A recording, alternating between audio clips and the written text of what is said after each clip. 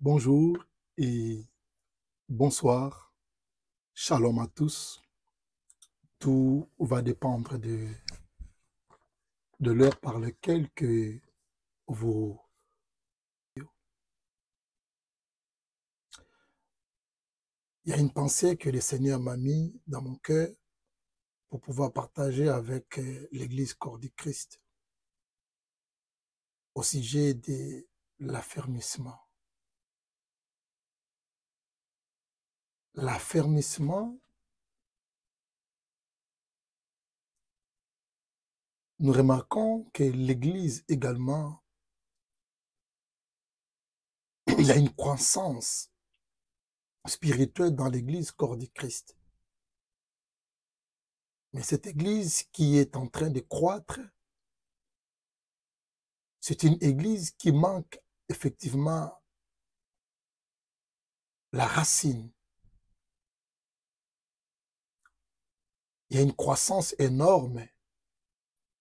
Nous voyons la jeunesse est en train de monter. Nous voyons les gens est en train de se convertir. Nous voyons également les églises qui sont pleines. Mais il y a une chose que nous avons vraiment oublié, d'affermir l'église. C'est une étape très, très solennelle, une étape très importante sur la vie d'un enfant de Dieu.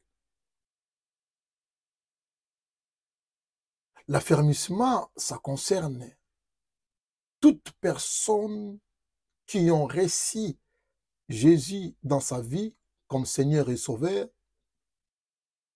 C'est vraiment une période indispensable. Louper cette période d'affermissement, il serait très difficile pour que vous puissiez vivre ou demeurer solide dans votre vie chrétienne. Le pasteur, même les serviteurs de Dieu d'aujourd'hui, il y a certaines personnes qui sont devenues des hommes de Dieu, des pasteurs, des prophètes, des apôtres, etc. Mais également, ils ont manqué cette période d'affermissement. Il s'est converti, il commence à évoluer à l'église. Après un moment donné, il est devenu pasteur, mais sans passer par cette étape. Voilà pourquoi nous avons aussi tant de démissions dans l'œuvre du Seigneur, parce que l'étape d'affermissement, c'est une étape cruciale. Il est vraiment nécessaire dans la vie de tout chrétien. J'étais en train de comparer en même temps comme lorsque un enfant est né. La science nous dit ceci. Un enfant ou un bébé, un nourrisson, lorsque un enfant est né, il a vraiment besoin d'être allaité par sa maman. Mais si il arrive qu'il n'a pas passé cette période-là, où lui, il a pris de lait peut-être artificiel, bien sûr, il va grandir. Mais la science nous dit que cet enfant, il ne sera pas vraiment fort.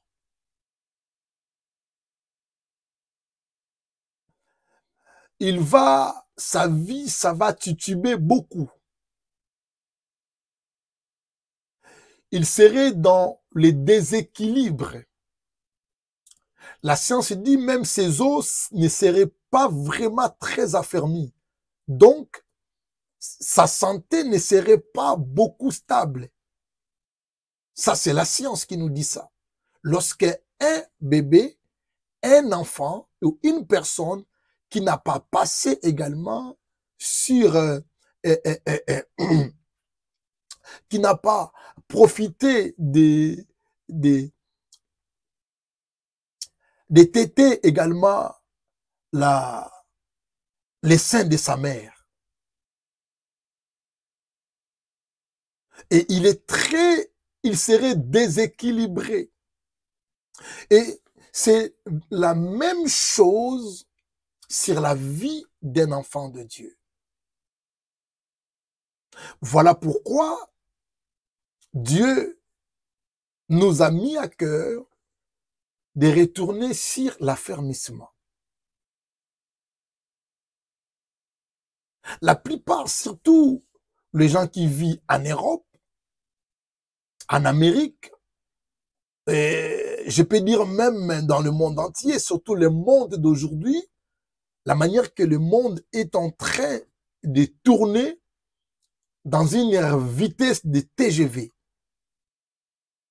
Et les gens, ils n'ont plus le temps également, après leur conversion, d'avoir le temps de l'affermissement.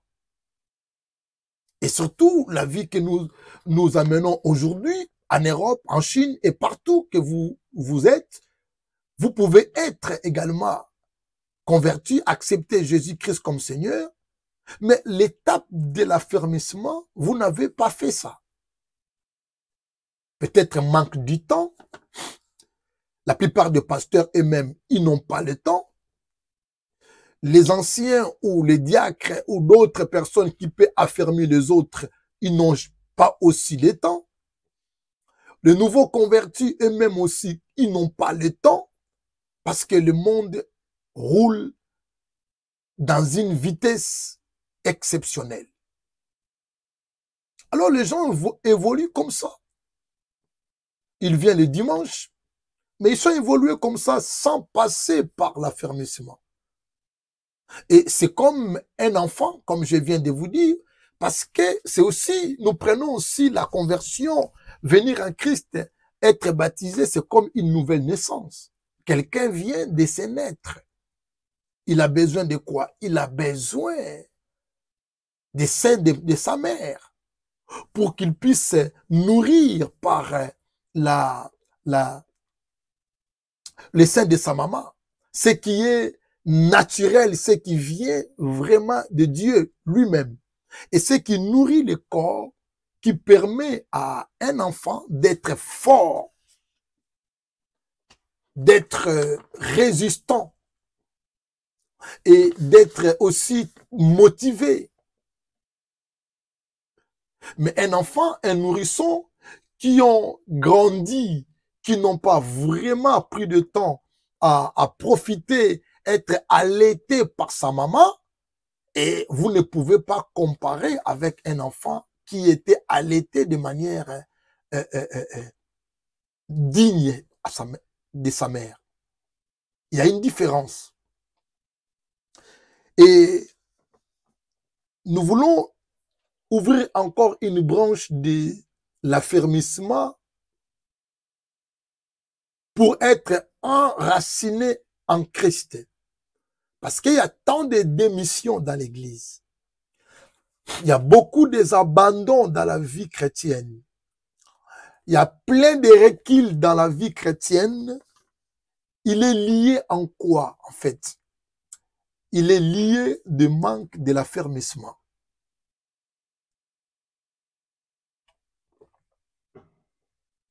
Lorsque la personne n'est pas affermie, l'affermissement, bien sûr, vient du verbe affermir, qui signifie tout simplement rendre quelque chose de plus solide. Rendre une personne beaucoup plus solide. Pourquoi nous devons être affermis? Parce que le Seigneur nous a promis beaucoup de choses et il a dit que le chemin, nous avons des chemins. Le chemin du Seigneur, c'est un chemin étroit, un chemin très serré, mais le chemin qui nous amène à la perdition, c'est large, ce chemin. Et il nous a dit aussi que je vous laisse au milieu de ce monde comme des brebis au milieu de loups. Donc, si vous n'êtes pas affermis, il serait difficile pour que vous résistiez ou vous demeurez ferme jusqu'au retour du Seigneur. C'est pourquoi le Seigneur, vous allez voir que lorsqu'il a appelé les apôtres ou les disciples ou les autres qui les suivaient, il commençait à affermir les apôtres. En fait, l'affermissement nous permet de devenir fermes. Nos pieds deviennent fermes de manière spirituelle pour que nous puissions marcher même lorsque nous recevions des coups. Parce qu'il y aura des coups qui vont venir, il y aura des guerres qui vont venir contre notre vie chrétienne, il y aura des persécutions qui vont venir et il ne serait pas tout simplement facile de suivre le Seigneur. Si nous pensons que suivre le Seigneur dans ce monde serait quelque chose de facile, nous nous sommes trompés. Nous avons tant d'ennemis et nous avons tant de diversité. Nous avons beaucoup de situations que nous allons rencontrer dans le chemin du Seigneur. Si on n'est pas affermi, mon frère et ma sœur, ça va être difficile pour vous. J'ai appuyé sur le livre de 1 Thessaloniciens chapitre 3, le verset 2. L'apôtre Paul dit ici, nous envoyâmes Timothée, notre frère ministre de Dieu dans l'évangile de Christ. Je suis dans 1 Thessaloniciens chapitre 3, le verset 2. Nous envoyâmes Timothée, notre frère,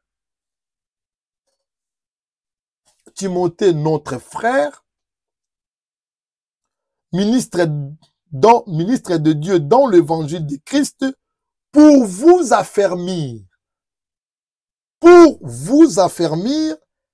et vous exhorter au sujet de la foi. Donc, après notre conversion, l'apôtre Paul a envoyé Timothée dans l'église de Thessalonique. C'était pas pour amener des prophéties, mais pour affermir cette église. Pour que ceux qui ont cru à l'évangile deviennent fermes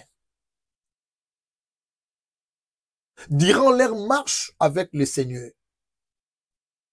L'affermissement, ce sont des messages, on peut dire, très élémentaires. C'est vraiment des messages de bébé, on peut dire comme ça, mais c'est un message très important où, même dans la vie d'aujourd'hui, en tout cas, nous pouvons même retourner dans ces messages de bébé ou dans ces messages élémentaires. Parce qu'il est nécessaire.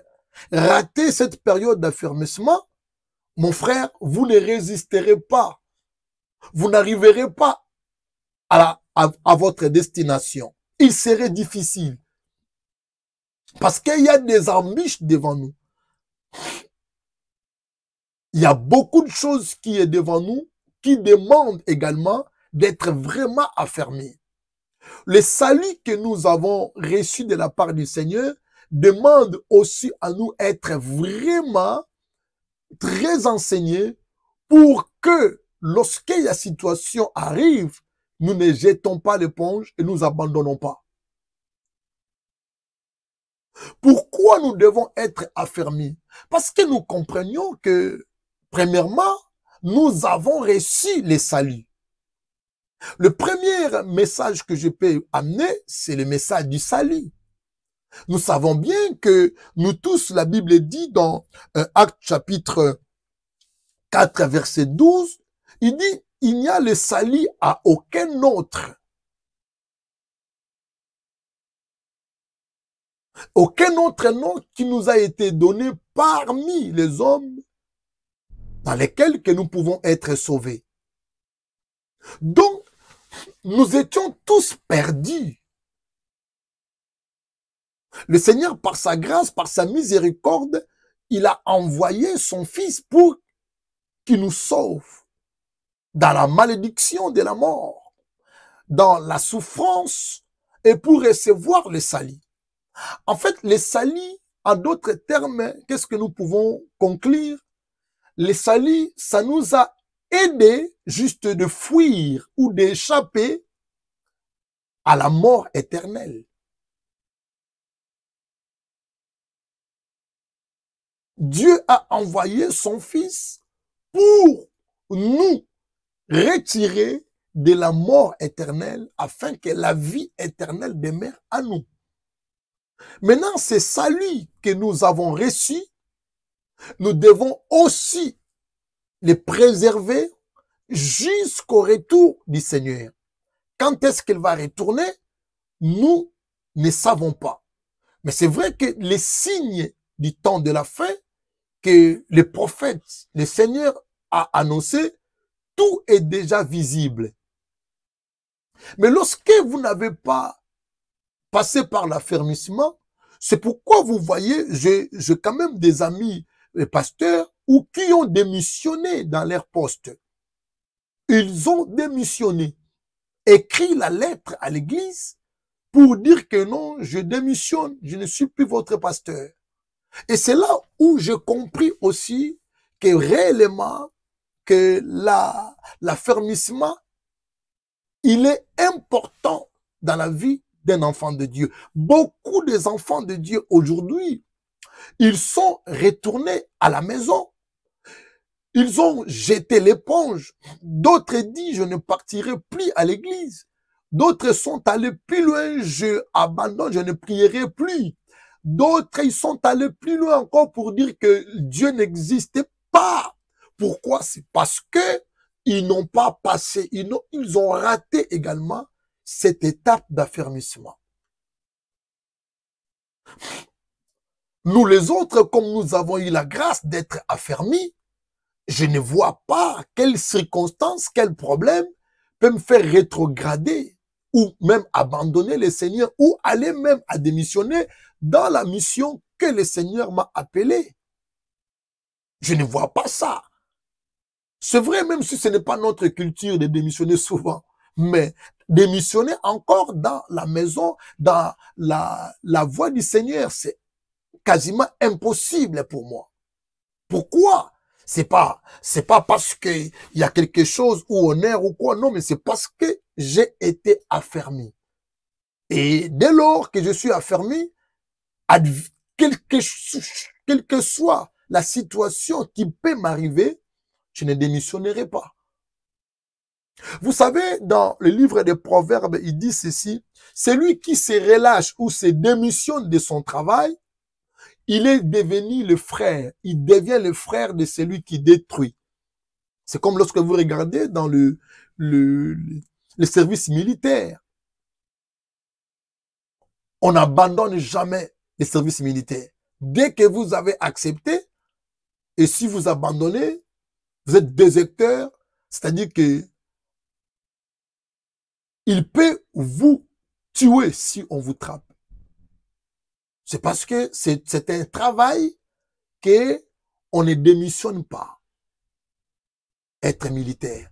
Et c'est de la même manière que, tant qu'un enfant de Dieu, nous devons comprendre que nous ne pouvons plus reculer en arrière aussi longtemps que nous avons dit oui au Seigneur jusqu'au bout. Mais parce que l'église d'aujourd'hui, c'est que nous manquons ce que moi j'appelle la racine.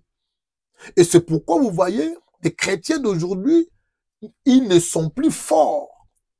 Ils ne sont plus réellement résistants.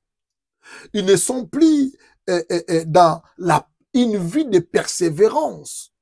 Nous sommes prêts à abandonner, c'est parce que l'affermissement nous fait défaut. On n'a pas passé par cette étape d'affermissement.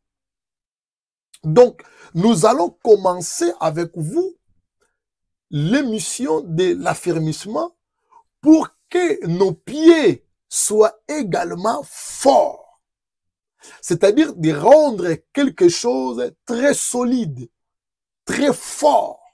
Et lorsque les vagues, lorsque la tempête, lorsque toute puissance des ténèbres ou la puissance du monde peut venir contre nous, nous ne pouvons jamais abandonner et jamais reculer. Donc, c'est vraiment une base d'une vie chrétienne, l'affermissement. Même si ce sont un message, comme je viens de dire, élémentaire, ce sont des messages très primaires, mais pour l'Église d'aujourd'hui, de ce 21e siècle, ce message d'affermissement a sa place dans l'Église d'aujourd'hui. Parce que nous parlons bien beaucoup d'autres choses, mais lorsque les gens n'ont pas passé par l'affermissement, il est tellement difficile. L'apôtre Paul qui envoie évangéliste Timothée pour aller dans l'église des Thessaloniciens pour affermir les Thessaloniciens. Ils sont allés dans l'église juste pour affermir ceux qui ont cru, ceux qui ont réussi le Seigneur. 1 Thessaloniciens chapitre 3, le verset 2 que nous venons de lire. Parlons sur les saluts. Jean chapitre 10, le verset 9 à 10. Jean chapitre 10, le verset 9 à 10.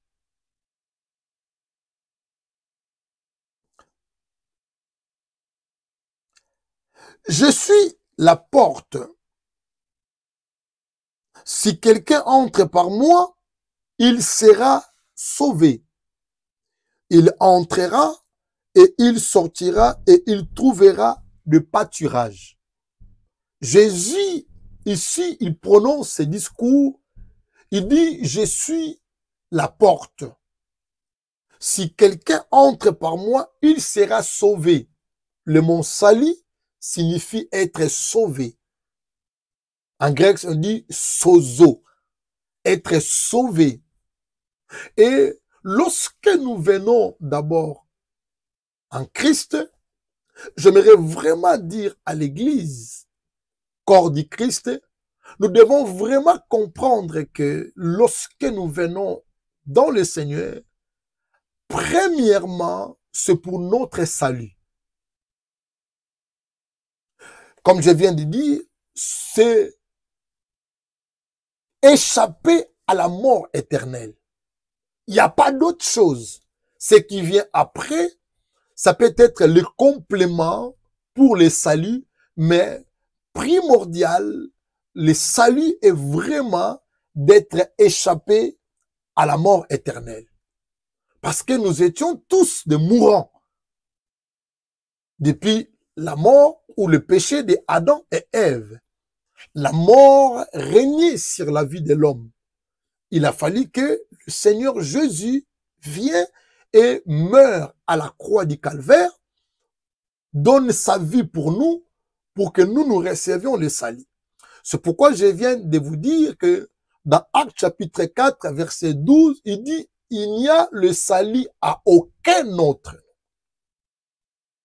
Lorsque nous venons en Christ, ce n'est pas pour d'autres choses. Ce n'est même pas pour être guéri de notre maladie. Ce n'est même pas pour être ou avoir le mariage ou le matériel que nous en avons besoin. Nous devons vraiment changer notre façon de comprendre également le salut. Le salut, c'est simplement que nous avons reçu. Donc, nous sommes sauvés de la mort et nous recevions la vie éternelle. C'est-à-dire que l'homme retourne également dans sa position initiale. Quand Dieu créait Adam et Ève, au départ, la mort n'était pas là. Si Adam et Ève ils n'ont pas mangé ces fruits, ils ne devaient pas connaître la mort. Donc, il avait déjà la vie éternelle à Adam et Ève. Lorsque nous venons en Jésus, nous devons avoir la joie de comprendre que nous sommes sauvés de la mort et nous avons reçu la vie éternelle. Tout simplement, le salut, c'est d'abord, c'est la vie que nous avons reçue de la part de Jésus de Nazareth. Quoique nous pouvons mourir dans la chair, mais notre âme, notre esprit est sauvé, qui va vivre éternellement. Donc, le premier texte que nous voulons vraiment partager avec vous, c'est d'abord le salut. Le salut, c'est vraiment, c'est être échappé ou être quitté dans la position que nous avons comme de mourants ou on était des candidats de l'enfer, de la mort éternelle. Dieu, par sa miséricorde, envoya son Fils, il nous a sauvés. Et le salut n'est pas à un autre nom. La Bible nous montre que il n'y a aucun autre nom qui nous a été sauvé, seulement le nom de Jésus. Donc, si vous vouliez également être sauvé, si vous êtes vraiment sauvé, c'est Jésus-Christ qui nous a sauvés et pas quelqu'un d'autre. Il n'y a pas le salut en dehors de Jésus. Jésus est venu comme un pont. Lorsque l'homme, sa relation allait mal avec Dieu à cause du péché, donc la relation était brisée entre l'homme et Dieu. Et Dieu le Père a envoyé son Fils est venu pour nous réconcilier avec son Père. Et c'est là ce qu'on appelle le salut. Le salut, ça veut dire sauver. Et nous allons aller gentiment avec ces temps d'affermissement pour que nous puissions avoir également vraiment, nous voulons enraciner notre vie chrétienne sur la parole, sur la base de la parole et être affermis afin que rien pourra nous faire rétrograder. Que Dieu vous bénisse pour ces temps d'affermissement. Nous allons continuer et nous allons arriver aux deuxième édition. Portez-vous bien. À très bientôt. Au revoir.